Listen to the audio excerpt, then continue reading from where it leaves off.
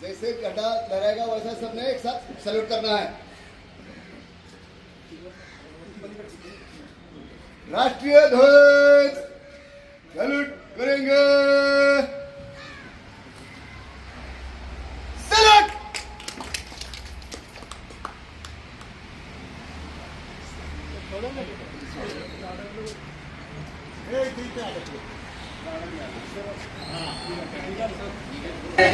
भारत भाग्य विधाता पंजाब सिंध गुजरात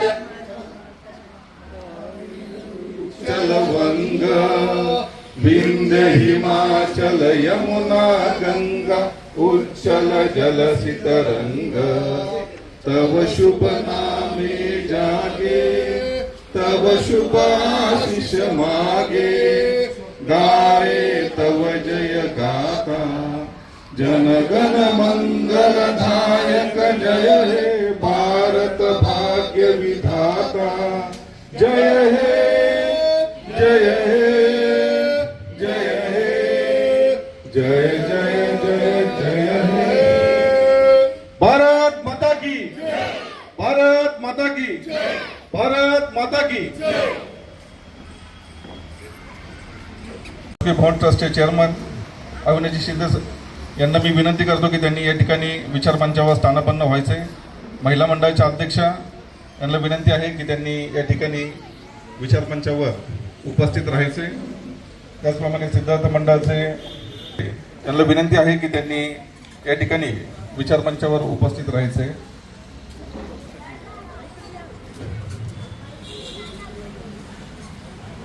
सर्वांना 80व्या स्वातंत्र्य आज या ठिकाणी दिनाच्या आपण खूप खूप शुभेच्छा। भारताचा स्वातंत्र्यता दिन आज आपण या ठिकाणी साजरा करत आहोत। आजच्या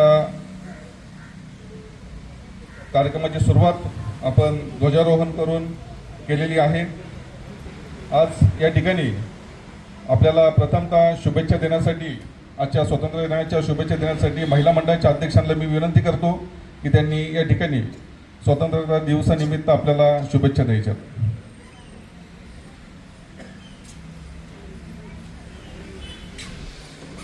भगवान गौतम बुद्ध, भारतीय घटनेचे शिल्पकार परमपूज्य डॉक्टर बाबासाहेब आंबेडकर, क्रांतिज्योती महात्मा ज्योतिराव फुले यांना त्रिवार वंदन करून आज आपण 15 ऑगस्ट 80 वर्ष पूर्ण झालेले आहे। 15 ऑगस्ट हा आपण दिन साजरा करत आहोत। मान्यवर बसलेले पदाधिकारी यांना मानाचा जय भीम करते।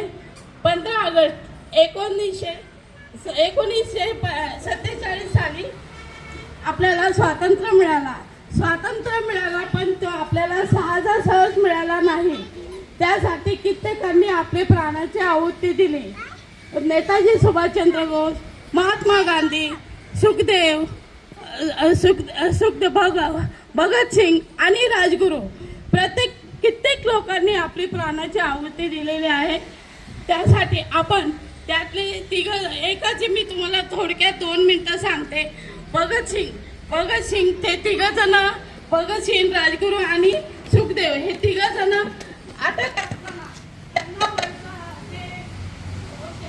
विचारलं की तुम्हाला फाशी आहे त्याबद्दल तुम्ही काय सांगणार आहात, तुम्हाला काय हवंय?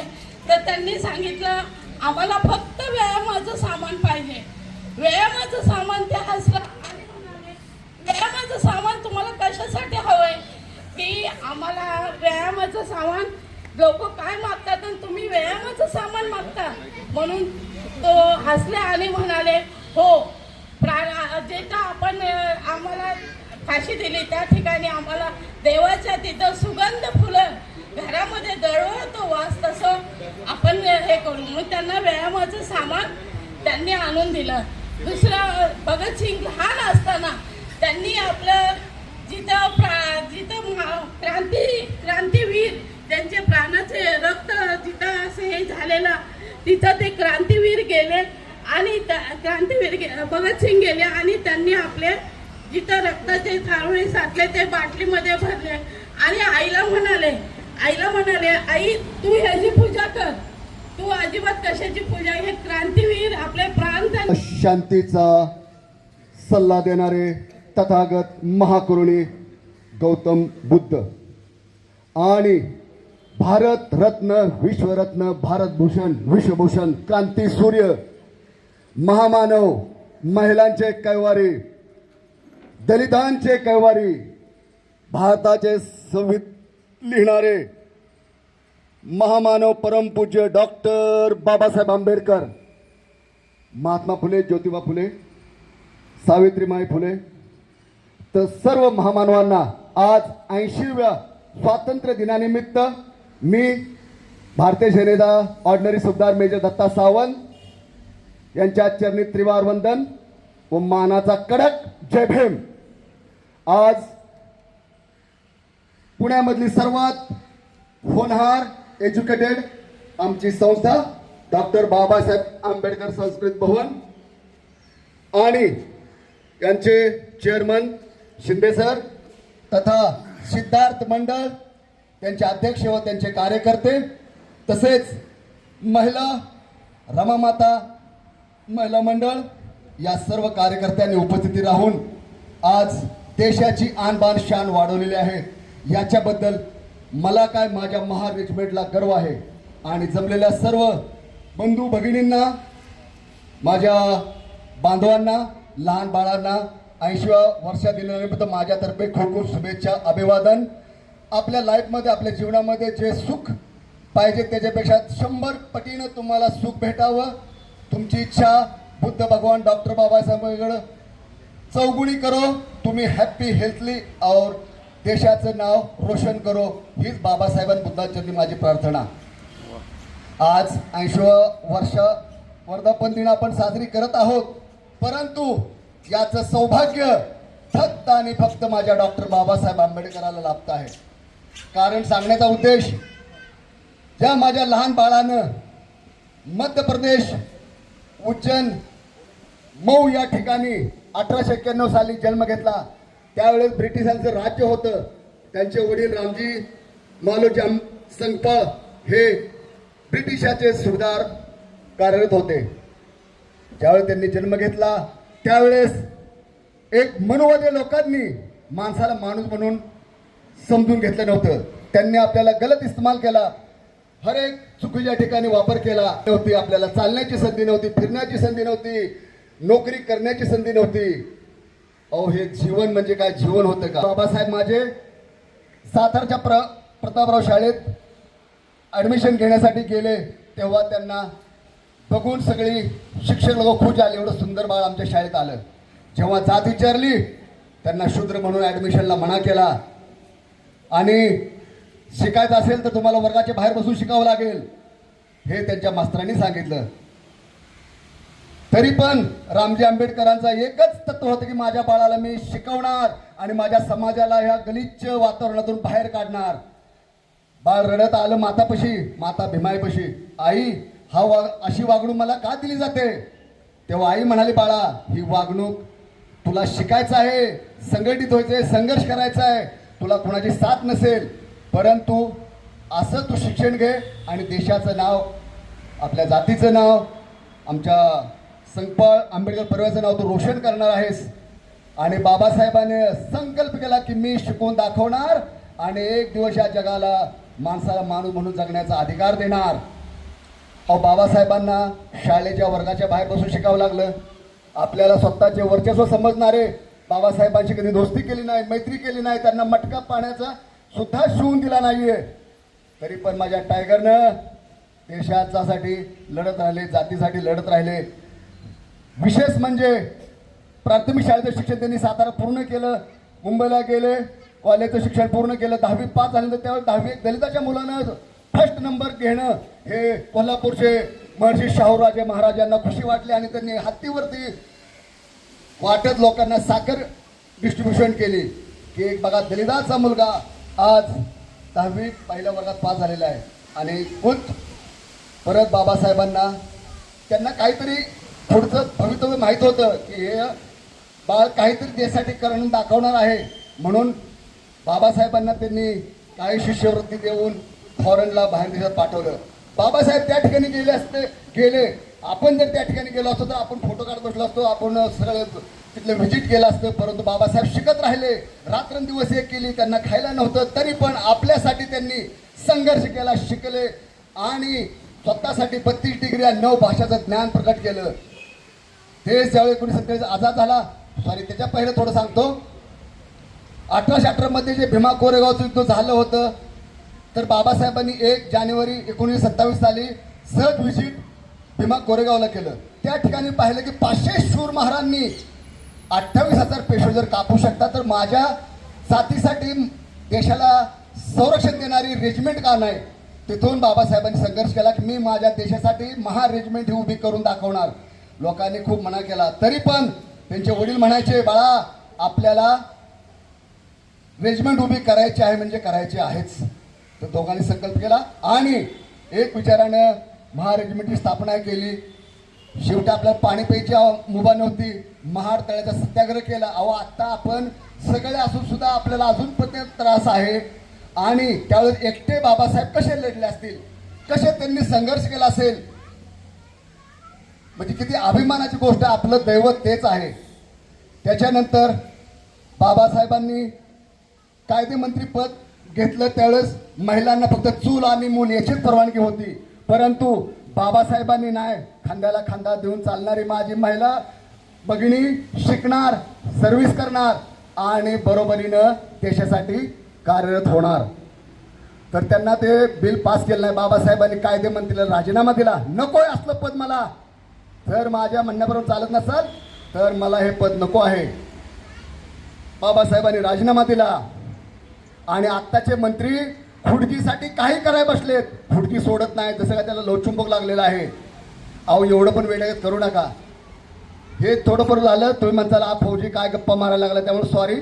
आणि माझं एकच सांगणं आहे महिलांसाठी, तुमच्यात गुण आहे, तुमच्यात ज्ञान आहे, तुमच्या ज्ञानाची प्रगती घरापासून करा.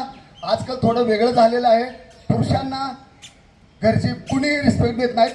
अहो घराला मेन माणूस आहे तर सगळं आहे, त्या माणसाची रिस्पेक्ट केली पाहिजे. आजकालची मुलं, माझा पण मुलगा, माझी मुलगी पण इथं आलेली आहे, तिला पण गोड बोलून कॅशियर लावलं आपलं संजय लोंढे सरासारखं. त्याच्यानंतर माझा मुलगा अग्निवीर 21 मार्च अरुणाचल प्रदेशला आहे. असं आपल्या बाबासाहेबांनी रेजिमेंट उभे केलं. तर माझ्या यंग पिढीला एवढंच सांगणं आहे, तुम्ही फिजिकल फिट राहा, कुठल्या संघटित पडू नका, जास्त केस कायदे मारपीट ह्याच्यामध्ये राहू नका आणि महा रेजिमेंटचं नाव रोशन करा, जाऊन भरती व्हा. मुलींनो तुमच्यासाठी भरपूर सुविधा आहेत. तुम्ही UPSC MPSC परीक्षा पास करा, त्यासाठी आपले सर पण आलेले आहेत तुम्हाला ज्ञान देण्यासाठी. आम्ही 10वी फेल असून शिकत राहिलो. भारताचं 30 वर्ष सेवा केली. चायना बॉर्डर, कारगिल युद्ध आणि प्रतिभाताई पाटील राष्ट्रपती त्यांनी आम्हाला अवॉर्ड दिलं.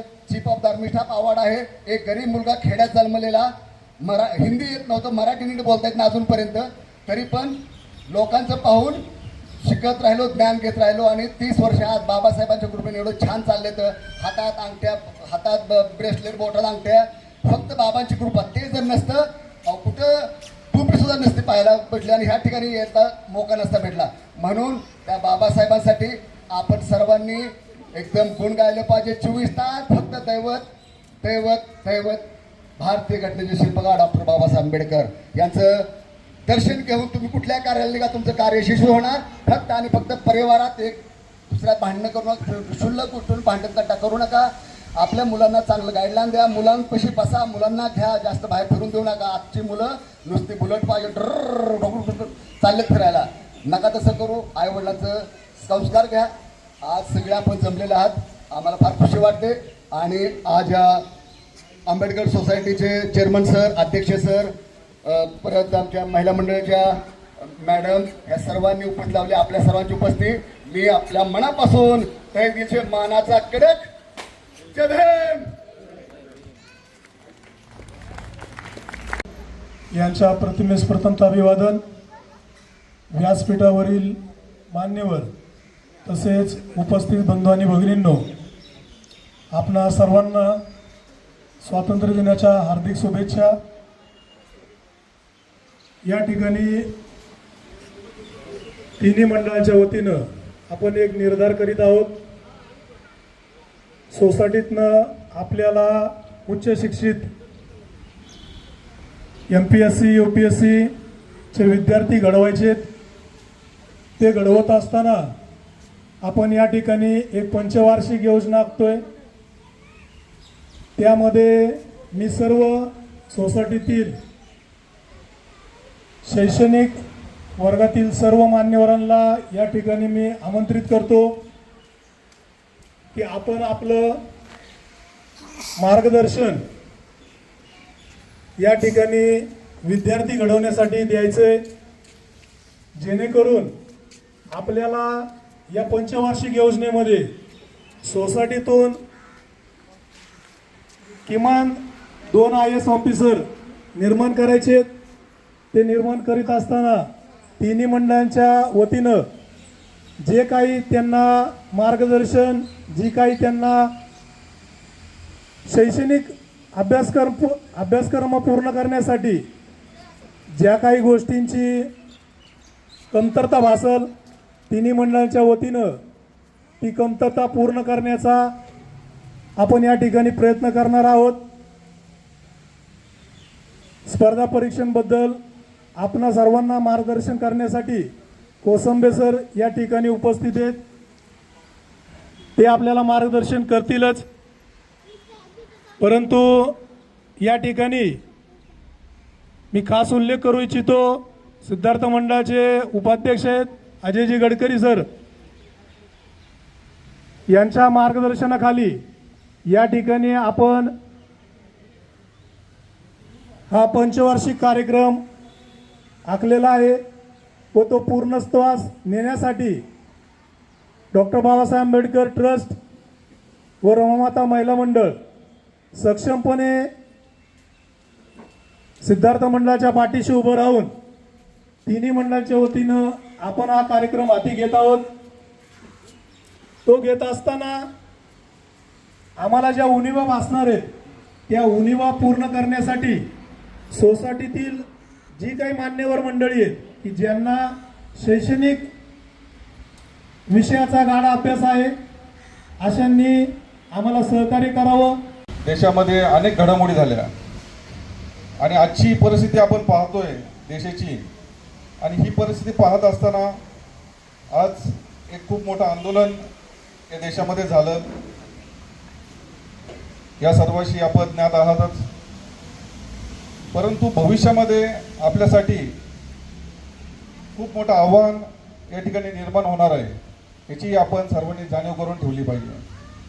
आज आपण पाहतो की ही जनजीची पिढी ही खूप जागरूक झालेली आहे. त्यानंतर अल्फा पिढी ही त्याच्यापेक्षा ॲडव्हान्स आहे. त्याच्या पुढची ती बीटा गॅमा जी येईल ती किती ॲडव्हान्स असेल ह्याच्याबद्दल आपण विचार न करणंच योग्य आहे, कारण आपल्या पिढीला ते झेपल असं मला वाटत नाही. परंतु आपल्या भावी पिढीला आपण त्यासाठी सक्षम बनवणं ही आपलं काळाची गरज आहे. आज हे करत असताना आरक्षणाचा मुद्दा हा पुन्हा एकदा चर्चेला येतोय, जातीवादाचा मुद्दा चर्चेला येतोय, आणि ह्या सर्व आव्हानाला आपल्या पिढीने, विशेषतः आंबेडकरवादी पिढीने तोंड देणं हे खूप गरजेचं आहे. आणि त्यासाठी आपण आपल्या पिढीला सक्षम बनवणं हे त्याच्यामध्ये आद्य कर्तव्य आपलं आहे असं मला वाटतं. यासाठी आपण आपल्या पिढीला सक्षम बनवण्यासाठी आपल्या पुढच्या पिढीला वैचारिक समृद्ध बनवण्यासाठी आपण सर्वांनी प्रयत्न करणं ही काळाची गरज आहे. आणि हे करत असतानाच आज आपण या ठिकाणी Kuldeep Kotambe sir, founder of excellence IAS academy, veteran UPSC trainer Yashoda Pune, BARTI Pune, SIAC Mumbai, Aurangabad, Nashik, त्यानंतर त्यांनी या माध्यमातून त्यांनी 7,000 विद्यार्थ्यांना या ठिकाणी ट्रेनिंग दिलेलं आहे. त्यांनी UPSC अवेअरनेस प्रोग्राम हा महाराष्ट्र, छत्तीसगड, तेलंगणा आणि मध्य प्रदेशमध्ये त्यांनी राबवलेला आहे. त्यांनी जवळपास 300पेक्षा जास्त टॉक्स दिलेले आहेत. त्यांनी 10,000पेक्षा जास्त पुस्तकं वाचलेली आहेत. असे एक शैक्षणिक क्षेत्रामध्ये अतिशय चांगलं काम करणारे आपले आंबेडकरवादी विचाराचे कोतांबे सर या ठिकाणी आपल्याला मार्गदर्शन करण्यासाठी आलेले आहेत. मी सरांना विनंती करतो की त्यांनी या ठिकाणी आपल्या भाषणाला सुरुवात करावी. ज्यांना म्हणतात ते आपले तथागत गौतम बुद्ध, आपण ज्यांच्यामुळं आहोत, जे आपल्या अस्तित्वाचं कारण आहे ते डॉक्टर बाबासाहेब आंबेडकर. आणि तुम्हाला सगळ्यांना स्वातंत्र्य दिनाच्या शुभेच्छा. सप्रेमजय भीम. 1-1.5 तास लागतो मला बोलायला, पण मी 15-20 मिनटात आटपतो. ठीक आहे. कधी पाऊस येऊ शकते, सकाळचं कोवळं ऊन आहे, ते कडक असते, तर त्यामुळे 15-20 मिनटात मी आटपण्याचा प्रयत्न करतो. मला जो मेसेज द्यायचा आहे ना, तर तो तुमच्यासाठी आहे, तुमच्यासाठी पण आहे, परंतु खास करून महिला मंडळासाठी आहे, आईसाठी आहे, ताईसाठी आहे. आई ही बेस्ट टीचर असते असं बाबासाहेब म्हणायचे. आई हीच बेस्ट टीचर असते. बाबासाहेबांना हे सुख मिळालं नाही. आता हे आपल्या सगळ्यांना माहीत आहे की बाबासाहेब ह्या निर्वाज प्रेमाला मुकले. बाबासाहेबांचं सगळं जे बालपण आहे ते त्यांच्या बाबांनी केलं. सगळं बाबा जे संगोपन करतात तर ते बाबांनीच केलं. आता आपल्याला हे चांगलं आहे की माझ्यासाठी पण हे खूप छान वाटलं की बाबासाहेबांचे बाबा सुभेदार होते आणि आजच्या कार्यक्रमासाठी पण आता सुभेदार साहेब आहेत तर ते बोलले. आता बाबासाहेबांनी ना ज्या वेळी स्त्रियांना बोललेलं आहे की त्यांनी दागिन्याबद्दल बोललेलं आहे की त्यावेळेस बाया ज्या आहेत आपल्या स्त्रिया आहेत ना ते जर्मनीचे दागिने वगैरे घालायच्या. कारण तेच होतं ना, आपल्याला दागिने घालण्याची पद्धत नव्हती की आपल्या स्त्रियांनी सोन्या चांदीचे दागिने घालण्याची ऐपत नव्हती आणि घालायची परवानगी पण नव्हती. तर बाबासाहेबांनी सांगितलं की दागिने घालणं बंद करा.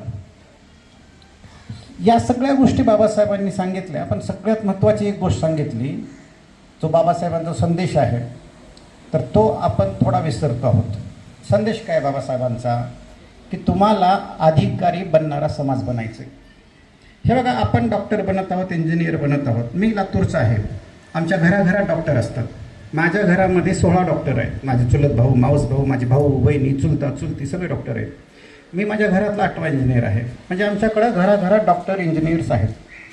पण लक्षात घ्या की बाबासाहेबांना आपल्याला चाकरी करण्यासाठी नोकरी करा असा संदेश दिलेला नाही. बाबासाहेबांनी आपल्याला अधिकारी बना असा.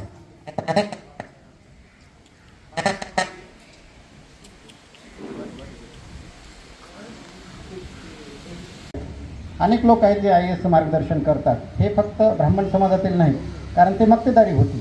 तुम्ही सगळेजण बघा, विकास देवेकटे सर वगैरे, अविनाश धर्माधिकारी सर, हे सगळे ब्राह्मण समाजातील आहेत.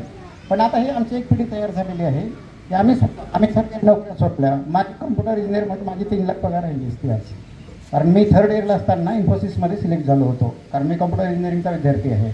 तर मी हे सगळं सोडून मी मार्गदर्शन क्षेत्रामध्ये आहे. याच्यासाठीच आहे की आपल्या समाजातील अधिकाधिक विद्यार्थी अधिकारी झाले पाहिजे. बाबासाहेबांचं स्वप्न आहे तर ते आपण पूर्ण केलं पाहिजे. बाबासाहेबांचं स्वप्न म्हणजे काय, ते आपल्यासाठी असते. तर बाबासाहेब हा विचार आहे. तुम्ही बाबासाहेबांचा विचार अंमलात आणला पाहिजे. म्हणजे फक्त जय भीम म्हणणं म्हणजे बाबासाहेबांचं हे नाही. तुम्ही काय करता हे महत्त्वाचं आहे ना. आणि ही सगळी जबाबदारी तुमच्यावर आहे की तुम्ही तुमच्या मुलांना अधिकारी घडवलं पाहिजे. मग अधिकारी कधी घडतो? डिग्री झाल्यानंतर घडतो का? नाही. अधिकारी 3rd इयर संपल्यानंतर घडतो का? नाही. परीक्षा 3rd इयरला परीक्षा अधिकारी जो आहे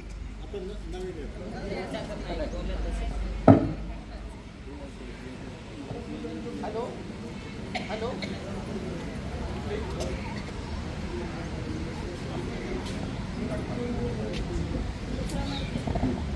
तर किंवा डिग्री झाल्यानंतर परीक्षा देता येते. परंतु त्याची तयारी ही 6वी पासून करायची असते. 6वी पासून का बरं? कारण 6वीचा सिलेबस आणि UPSCचा सिलेबस सारखा आहे. 6वी, 7वी, 8वी, 9वी, 10वी इंग्लिश मिडियम असो, मराठी मिडियम असो, तर 6वी ते 12वी पर्यंतचे पुस्तकं वाचावी लागतात. मग तो विद्यार्थी PhD झालेला असू द्या, MBBS झालेला असू द्या, IITचा विद्यार्थी असू द्या, सगळ्यांना पुस्तकं ही 6वी ते 12वीचीच वाचावी लागतात. मग जर 6वी पासून जर तुम्ही त्या मुलाला UPSCचा अप्रोच ठेवला, पुस्तकं तीच आहेत. अप्रोच समजतंय का? काय अप्रोच म्हणजे? अप्रोच म्हणजे दृष्टिकोन.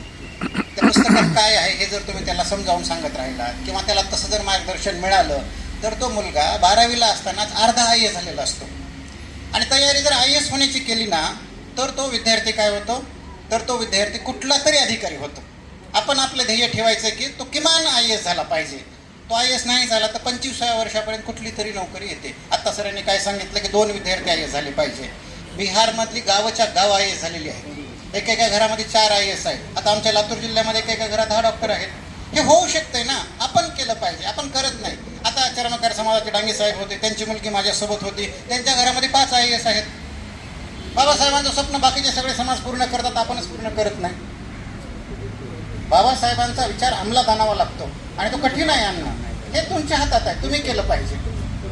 आता 6वी पासून UPSC करायचं हे जे आहे ना, हे बिहारमध्ये आहे.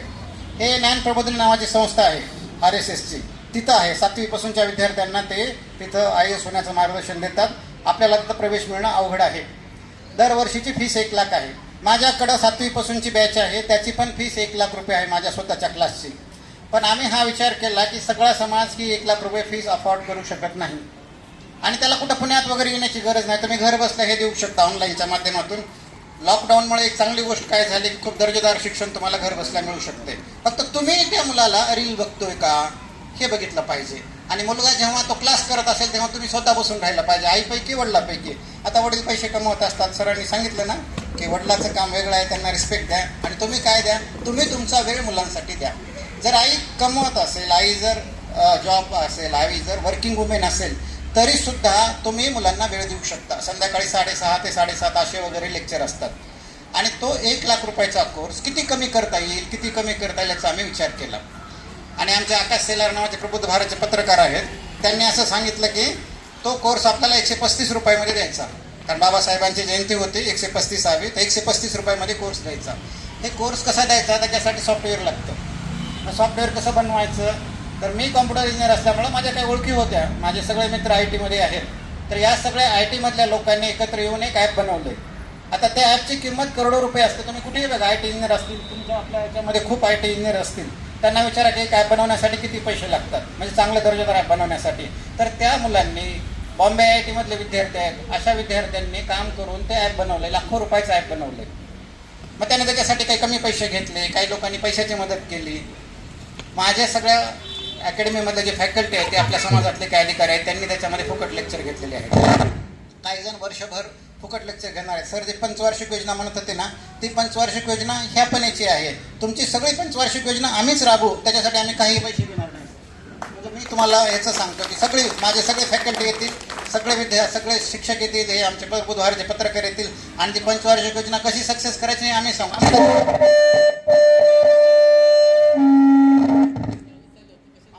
आम्हाला काय कळतंय, आम्हाला हे UPSC मधलं समजतंय. ठीक आहे, लोकांपर्यंत कसं पोहोचायचं हे तुम्हाला माहिती आहे. त्यामुळे लोकांपर्यंत पोहोचण्यासाठी आपल्याला सांस्कृतिक भवनाची गरज आहे, रमामाता महिला मंडळाची गरज आहे. ते महिला मंडळ नाव ऐकलं मी आणि मी येण्याचं ठरवलं नक्की, नाहीतर मी दुसऱ्या फॅकल्टीला बोलवणार होतो. कारण महिला आहेत तर आपला संदेश महिलापर्यंतच गेला पाहिजे. आता ते 135 रुपयाचं ॲप आम्ही 135 रुपयालाच देणार होतो, पण मोदीचे पैसे, आपल्या GSTचे पैसे, गुगलचे पैसे म्हणून 350 रुपये झालेले आहेत. ते पण 1 लाख रुपयाचा कोर्स तो 350 रुपयामध्ये आहे.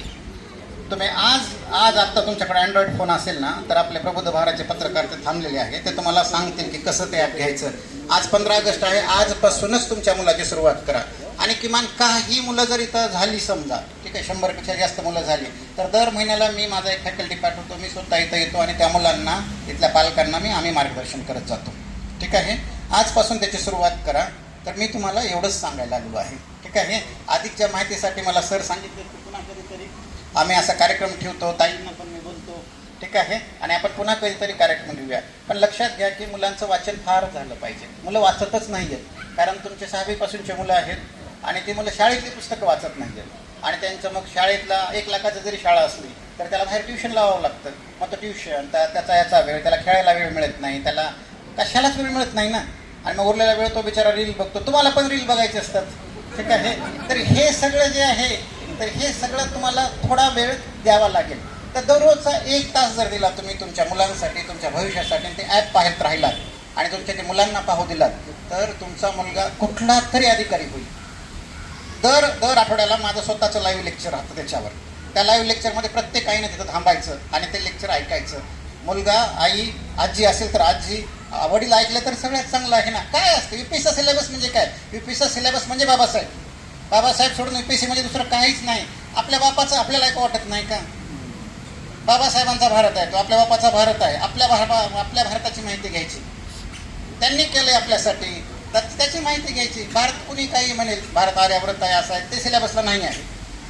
सिलेबसला बाबासाहेबांचाच भारत आहे, बाबासाहेबांचंच संविधान आहे. बाबासाहेब ज्या दृष्टिकोनातून भारतात बघत होते, भारताचा इतिहास बघत होते, भारताचा भूगोल बघत होते, भारताचं संविधान बघत होते, ते सिलेबसला आहे. त्यामुळे आपण बाबासाहेबच ऐकत असतो. UPSC करतो म्हणजे दुसरं काहीही करत नाही. बाबासाहेबांनी भारतावर खूप प्रेम करायला सांगितलंय. ते सुभेदार साहेब करतात, आपण एक केलं पाहिजे. बाबासाहेब म्हणायचे की रक्ताच्या शेवटच्या थेंबपर्यंत माहीत भारतीय आहे अशीच ओळख असली पाहिजे. तर ती ओळख आपल्याला ह्याच्यामधून मिळत जाते, त्या ॲपमधून मिळत जाते. दररोज दर शनिवार रविवारी ऐकायचं. रेकॉर्डेड लेक्चर पण असतात, लाईव्ह लेक्चर पण आहेत, टेस्ट सिरीज आहेत, हजारो टेस्ट सिरीज आहेत. आता ज्या काही महिला थोड्याशा सिनियर आहेत 30 वर्षाच्या, त्या MPSC परीक्षा अजून पण देऊ शकतात. त्याच्यामुळे आम्ही MPSCचा पण कोर्स त्याच्यामध्ये टाकलेला आहे. IASचे पण आहेत, MPSCचे पण आहेत. थोड्या दिवसात बँकिंगचे पण कोर्स येतील. 350 रुपयामध्ये सगळे कोर्स येतील. NDAचा कोर्स आहे तो पण त्याच्यामध्ये येईल. त्यामुळं काय देता येईल? 350 हे गुगलचे पैसे आहेत, बरं ते आमचे पैसे नाहीत. आम्हाला घ्यायचे असते 1 लाख रुपये घेतले असते ना, 350 रुपये कशाला घ्यावे? ठीक आहे. तर ते पैसे आहेत ना, तर ते गुगलचे पैसे आहेत, कारण ते ॲपसाठीच ती किंमत आहे. तर ते प्ले स्टोअरला जा. आंबेडकराईट ॲप आहे, बाबासाहेबांच्या नावाचं एक पहिलं ॲप आहे. 80 वर्ष झाले देशाला स्वातंत्र्य मिळून, पण आपल्याला बाबासाहेबांच्या नावाचं ॲप नव्हतं. आम्हाला सुद्धा 6 महिने लागलं ते नाव हे करायला, कारण बाबासाहेबांचं नाव म्हणजे आपल्याला खूप भारी वाटतं, काही लोकांना खूप वाईट वाटतं. त्यामुळं बऱ्याच अडचणी आल्या, त्याच्यामधून ते आम्ही आंबेडकराईट ॲप मिळवलं. कारण त्या नावासाठी तर सगळं चालू आहे ना. आपल्या मुलांनी अभ्यास करताना काय केलं पाहिजे, तर त्या नावाचा समोर ठेवून अभ्यास केला पाहिजे. आणि आपली ओळख काय आहे आपण अभिमानानं मिरवावं असं आपल्या मोबाईलमध्ये काय आहे. तुम्ही काही पण मोबाईलला ठेवाल, तुमच्या आईवडिलाचा फोटो ठेवाल, पोरं त्यांच्या आवडत्या व्यक्तीचा ठेवतील, पण आपण काय ठेवलं पाहिजे? आपण बाबासाहेब ठेवले पाहिजे. बाबासाहेबांचं ॲप ठेवलं पाहिजे की जे बाबासाहेबांचं स्वप्न पूर्ण करतं. बाबासाहेबांचं स्वप्न आहे अधिकारी बना, ते अधिकारी बना असं सांगणारं ते ॲप आहे. ते आपल्या मोबाईलमध्ये असलं पाहिजे, प्रत्येकाच्या मोबाईलमध्ये असलं पाहिजे. कारण 6वीला प्रत्येक घरामध्ये कोणीतरी असतं ना. तुमचे मुलं असतील, तुमचे नातू असतील, तुमच्या भावाचं मुलं असेल, तुमच्या बहिणीचे मुलं असतील, कुणाचं तरी मुलगा असेलच ना. 350 रुपये आपला ह्याचा रिचार्जसुद्धा त्यापेक्षा महाग आहे आपला जिओचा. तर त्याच्यापेक्षा कमी याच्यामध्ये हे येते, ते पण गुगलचेच पैसे आहेत. तर हे ॲप घ्या आणि आपल्या अभिमानाची स्वाभिमानाची ओळख आहे ते ॲप म्हणजे. कारण आपली मुलं अधिकारी बनणार आहेत, त्याच्यामध्ये टेस्ट देणार आहे, तुम्हाला त्याच्यात नॉलेज मिळणार आहे. UPSC सिलेबस ना कुणीही करावा. 1 मिनिटात फक्त मी न्यूटनची गोष्ट सांगतो बरं, UPSC का करावी. 2-3 मिनिट बोलतो. हे बघा, न्यूटन सगळ्यांना माहीत होता ना, सगळ्यांना न्यूटन माहीत आहे ना. तर न्यूटन खूप मोठा शास्त्रज्ञ होता आणि तो त्याच्या अभ्यासाच्या याच्यामध्ये अभ्यासिकेमध्ये तो असा अभ्यास करत बसायचा. हे अशी मोठी माणसं जे असतात ना, त्यांना माणसं फार आवडत नाही, तेव्हा त्याला माणसांना वगैरे बोलायचं नाही. पण त्यांना मांजरी पाळली होती. ती मांजरी यायची आणि त्याच्या याच्यामध्ये येत जात राहायची. न्यूटनला डिस्टर्ब व्हायचं आणि मांजरीचा तर लढा लागला होता. मग त्यानं काय केलं, अभ्यासिकेला त्याच्या लायब्ररीला एक छोटं होल केलं, भिंतीला छोटं होल केलं. मग मांजरी त्याच्यातून यायला लागली. मग नंतर न्यूटनने काय केलं की ती मांजरी असे काही दिवस येत राहिली, तर मांजरीला एक बाळ झालं, मांजरीला पिल्लू झालं. मग न्यूटन हुशार, त्याला वाटलं पुन्हा हे पिल्लू दरवाजाशी येईल. मग त्यानं काय केलं, त्या पिल्लासाठी परत छोटं होल केलं. पण ते पिल्लू कधी छोट्या हॉलमधून आलं नाही. मांजरी त्या मोठ्या हॉलमधून यायची, ते पिल्लू पण त्या छोट्या हॉलमधूनच यायचं. आता हे का गोष्ट सांगितली मी, जर तुम्ही UPSC केलात ना तर ते मोठ्या हॉलसारखं आहे. MPSC पण आपोआप त्या छोट्या हॉलमधून येते. तुमच्या तलाठी PSIच्या परीक्षा ते आपोआप येतात. तुम्ही कुठलीही भारतातली परीक्षा द्या, UPSCचा अभ्यास करा, तुमचा मुलगा कुठलीही परीक्षा पास होऊ शकतो. पण वेगळे कोर्स दिलेत बरं का त्याच्यासाठी. पण आपला असते ना, नाही आमचा मुलगा साधा आहे, MPSCच करणार. ज्या मुलांना नेचरचं स्पेलिंग लिहिता येत नाही ना, असे मुलं आपल्या DYSP बनलेले आहेत, असे मुलं IPS बनलेले आहेत. तुम्ही कष्ट केले ना, कुठलाही साध्यातला साधा मुलगा IAS बनू शकतो. आपण IAS होण्याचं लक्ष ठेवायचं, बाबासाहेबांनी तेच सांगितलेलं आहे. त्याच्यामध्ये MPSCचे कोर्स आहेत, सगळे आहेत. पण मुलगा आपला लहान असेल तर त्याला UPSCच करू द्या. तर एवढी विनंती मी तुम्हाला करतो. आणि तिथं आपले पत्रकार थांबलेले आहेत प्रबोध भारतचे, ते तुम्हाला सांगतील. तुमच्या मोबाईलच्या प्ले स्टोअरमध्ये जाऊन तुम्ही आंबेडकराईट ॲप असं जरी टाकलं ना, तर पहिल्याच नंबरला आपला ॲप येते. कारण एकमेव ॲप आहे आपल्या बाबासाहेबांचं, कोणीच काढणार नाही, कोणी काढणारही नाही, कोणी काढलेलंही नाही. आणि त्या ॲपवर आपण सगळ्या गोष्टी देणार आहोत. तर त्यामुळं आता सध्या त्याच्यामध्ये MPSC लेक्चर आहेत, लाईव्ह लेक्चर त्याच्यामध्ये दर शनिवार रविवारी सुरू होतील. आज स्वातंत्र्य दिन आहे, त्यानिमित्तानं आज घरात जाताना इथं जमलेल्यापैकी प्रत्येकाने ॲप घेऊन जा. आपल्या लेक्चर्सनी फार कमी पैशामध्ये ते शिकवले किंवा काही लेक्चर्सने विनामूल्य शिकवले. आपल्या IT मधल्या लोकांनी, बॉम्बे IIT मधल्या लोकांनी इंटर्नशिपचे 1 लाख रुपयाचं पेमेंट सोडून तिथं काम केलेलं आहे. या सगळ्यांनी असं योगदान दिलेलं आहे. तुम्ही काय योगदान द्या, तर तुम्ही हा संदेश दुसऱ्यापर्यंत पोहोचवा ना. होर्डिंगला 1 लाख रुपये 2 लाख रुपयाचे होर्डिंग आपण नाही लावू शकत. ते पैसे जर लावले तर आपल्या लाईफची किंमत वाढवावी लागते. त्यामुळं तुम्हीच स्वतः सांगा ना की हे बाबासाहेबांचं ॲप आहे, आपला हे माझं एकट्याचं ॲप नाही, हे कुणाचंच त्या टीममध्ये काम करणाऱ्या कुणा लेक्चरचं एकट्याचं ॲप नाही, हे सगळ्या समाजाचं ॲप आहे. ते तुम्ही तुमचं ॲप, हे सांस्कृतिक भवनचं ॲप आहे, बाबासाहेब आंबेडकर सांस्कृतिक भवनचं ॲप आहे. तर हे सगळ्यांचं आपलं ॲप आहे. तर तुम्ही ते आज मोबाईलमध्ये घ्या, आजपासूनच तुमच्या मुलाला संविधानाचे लेक्चर ऐकायला सुरू करा. आजच तिथं रेकॉर्डेड लेक्चर आहे ते लेक्चर ऐकायला सुरू करा. आजच जर ज्या मोठ्या स्त्रिया मुली आहेत त्यांनी ते टेस्ट सिरीज एक पेपर त्याच्यामधला सोडवा. त्यात लगेच मार्क्स चढतात. त्याच्यामध्ये AI असतं ना, आपलं गोरक आहे, ChatGPT आहे, तसं त्या ॲपमध्ये पण आहे. तुम्ही काही माहिती विचारलं तर सांगते, परंतु ते सांगताना पहिल्यांदा जय भीम म्हणतं. जय भीम म्हणूनच ते कुठलीही माहिती सांगतं. असं कुठलंच ॲप आहे का मला सांगा भारतामध्ये की ते जय भीम म्हणून सांगेल? कुठला एखादा इंटरनॅशनल प्रोग्राम आहे का त्याच्यामध्ये जय भीम बोललं जातं? आपली ओळख काय आहे? जय भीम. आणि म्हणून आम्ही त्याच्यामध्ये ते आंबेडकर ॲप नाव दिलेलं आहे. जय भीम म्हणायला तसं ते आम्ही त्याला ट्रेन केलेलं आहे. एवढं सगळं कुणासाठी केलेलं आहे? तुमच्यासाठी, आपल्या लेकरांसाठी, आपल्या लेकरांच्या भविष्यासाठी. तुम्हाला पुन्हा एकदा विनंती करतो की ते ॲप घ्या, इन्स्टॉल करा. 350 रुपये फार नाही आहेत, ठीक आहे. आपल्याला रविवारचा, आता उद्याचा रविवारला आपल्याला 1000 रुपये लागतात भाजी करायला, ठीक आहे. तर त्याच्यापेक्षा हे 350 रुपये खूप कमी आहेत. तर तुम्ही आजच ॲप घ्या, एवढी विनंती करतो. बोलवलं याच्याबद्दल खूप खूप तुम्हाला धन्यवाद देतो. जय भीम, जय भीम, जय भारत. सर्व उपस्थित सोसायटीतील सभासद बंधू आणि भगिनींनो, आज आपण आपल्या स्वातंत्र्य दिनाच्या 80व्या स्वातंत्र्य दिनानिमित्त आपण सर्वजण एकत्र जमलेला आहात. आपल्या सर्वांना या स्वातंत्र्य दिनाच्या हार्दिक शुभेच्छा.